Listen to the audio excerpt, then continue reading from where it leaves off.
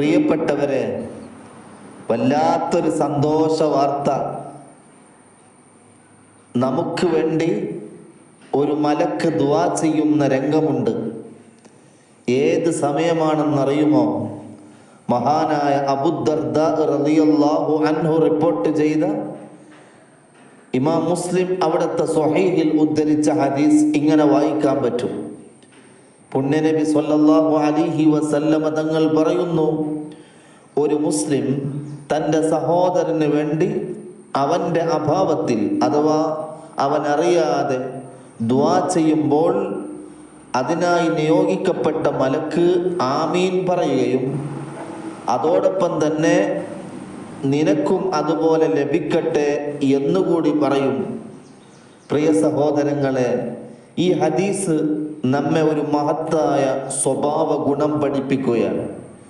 സാധാരണയായി നമ്മൾ ദുആ ചെയ്യുമ്പോൾ നമ്മുടെ സ്വന്തത്തിന് വേണ്ടി, അല്ലാഹുവേ എനിക്ക് നീ അത് തരണമേ, എൻ്റെ പാപങ്ങൾ പൊറുക്കണേ, എൻ്റെ വിഷമങ്ങൾ നീക്കണേ, എൻ്റെ കുടുംബത്തെ അനുഗ്രഹിക്കണമേ, എന്തൊക്കെയാണ് ഇങ്ങനെ പലതും നമ്മൾ ദുആ ചെയ്യുന്നു.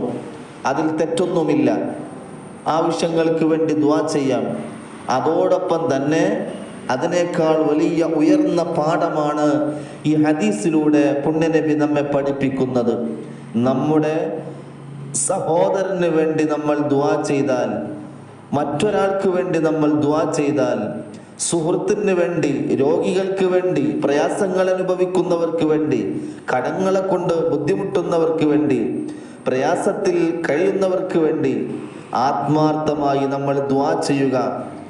അവൻ അതറിയുന്നില്ല, അവൻ നമ്മളോട് ആവശ്യപ്പെട്ടിട്ടുമില്ല, എന്നിട്ടും നാം അവന് വേണ്ടി കൈ ഉയർത്തുന്നു. അപ്പോൾ ഒരു മലക്ക് പറയുന്നു, ആമീൻ, നിനക്കും അതുപോലെ ലഭിക്കട്ടെ. ചിന്തിച്ചു നോക്കൂ, ഒരു മനുഷ്യനല്ല, അല്ലാഹുവിൻ്റെ കൽപ്പന അനുസരിക്കുന്ന ഒരു മലക്കാണ് നമുക്ക് വേണ്ടി ദുആ ചെയ്യുന്നത്. അതുകൊണ്ട് നമുക്കൊരു ശീലമുണ്ടാക്കാം. ഓരോ ദിവസവും കുറച്ച് സമയം മാറ്റിവെച്ച് നമ്മുടെ മാതാപിതാക്കൾക്ക്, കുടുംബങ്ങൾക്ക്, ഉസ്താദുമാർക്ക്, സുഹൃത്തുക്കൾക്ക്, രോഗികൾക്ക്, മരിച്ചുപോയവർക്ക് വേണ്ടി മനസ്സറിഞ്ഞ് നമ്മൾ ദുആ ചെയ്യണം. ഓർക്കുക, നിങ്ങൾ മറ്റുള്ളവർക്ക് നന്മ ചോദിക്കുമ്പോൾ അതേ നന്മ നമുക്കും ലഭിക്കട്ടെ എന്ന് മലക്കുകൾ പ്രാർത്ഥിക്കുന്നു.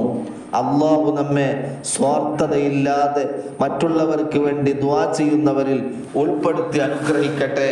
നമ്മുടെ ദുആകളൊക്കെ അല്ലാഹു പൂർണ്ണമായി സ്വീകരിക്കട്ടെ. ആമീൻ ബിറഹ്മതിക യാ അർഹമർ റഹീമീൻ.